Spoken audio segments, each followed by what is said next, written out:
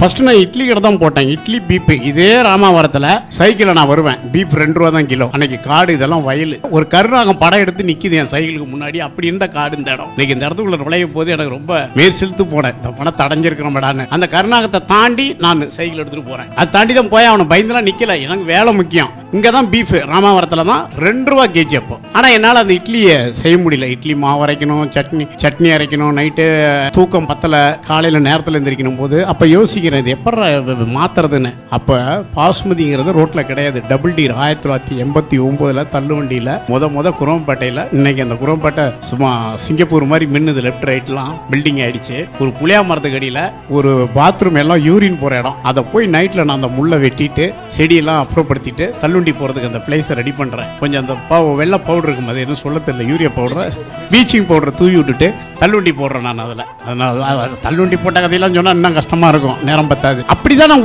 அது தொழிலை செஞ்சு இந்த பாஸ்மதியை ரோட்டில் கொடுத்துட்டா நம்ம ஜெயிச்சிடலாம் அப்படிங்கிற ஒரு மைண்ட் எனக்கு. ஒரே பிரியாணி தானே, ஒரே ஐட்டம் தானே. பகலில் காலையில் 5 மணிக்கு எந்திரிச்சு தக்காளி வெங்காயம் வாங்கிட்டு வந்து வேக போட்டு அப்படின்ட்டு என் ஒய்ஃபை வச்சு எடுத்துகிட்டு தள்ளுவண்டி தூக்குறதுக்கு ஆள் இருக்காது. எங்கேயாவது ரோட்டில் போகிறீங்களா போய் நின்று இப்படி லெஃப்ட் ரைட்டு பார்ப்போம், வருவாங்க, கொஞ்சம் தூக்கி வச்சு விடுங்கன்னு. டெய்லியும் இதுக்கு ஒரு ஆள் தேவைப்படும் எனக்கு.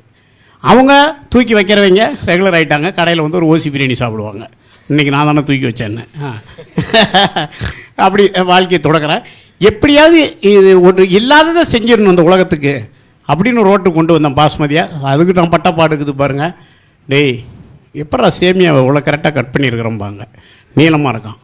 ஏங்க இது பாஸ்மதி ரைஸுங்க.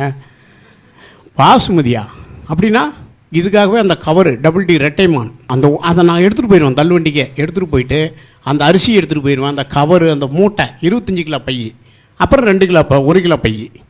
இந்த 25 கிலோ பிரித்தா 1 கிலோ பை உள்ளே இருக்கும். இதெல்லாம் கொண்டு போய் வச்சு தான் சொல்லுவாங்க, டேய் பிரியாணி நல்லா இருக்குது, ஆனால் அந்த சேமியா போட்டு ஏமாத்துற பாரு, நீலாம் உருப்படவே மாட்டேடாம்பாங்க என்ன. அப்படி கஷ்டப்பட்டோம். அப்போ என்னன்னா எதிர்முனைக்கு எதையோ கொடுத்துறான்னா நிறைய பேர் ருசித்து சாப்பிடுவாங்க. அது யாரோ 1% தான் அப்படி சொல்லுவாங்க. ஐயோ என்னப்பா இது இவ்வளோ அருமையாக இருக்குது, இவ்வளோ வாசனையாக இருக்குது, எப்படி இது சாத்தியம், இது என்னது அப்படிம்பாங்க. அப்படி ஒரு பொருளை கொடுத்தேன். இங்கே பணம் கிடைக்குங்கிறதெல்லாம் எனக்கு தெரியாது. இதை சிறப்பாக செய்கிறோம், அவ்வளோதான். பணம் கிடைச்சிருச்சு. இந்த பணம் மற்றவங்களுக்கும் கிடைக்கணும். என் நோக்கம் இன்றைக்கி அதுதான். எல்லோருக்கும் கிடைக்கணும். எல்லா உயிரினங்களும் நான் பெற்றன்பு ஓய்யகம் காண வேண்டும்னு சொன்ன மாதிரி எல்லாருக்கும் அது கிடைக்கணுங்கிறதுக்கு பணம் கிடைச்சிருச்சுன்னு ஒன்றும் ஓய்வுலாம் கிடையாது. 8 சினிமா நடிக்கிறேன், 2 சொந்த படம் எடுத்துகிட்டு இருக்கிறேன். இப்போ கூட நானும் சினிமாவும் 40 பெண்கள், எனக்கு 40 ஹீரோனி பார்த்துங்க.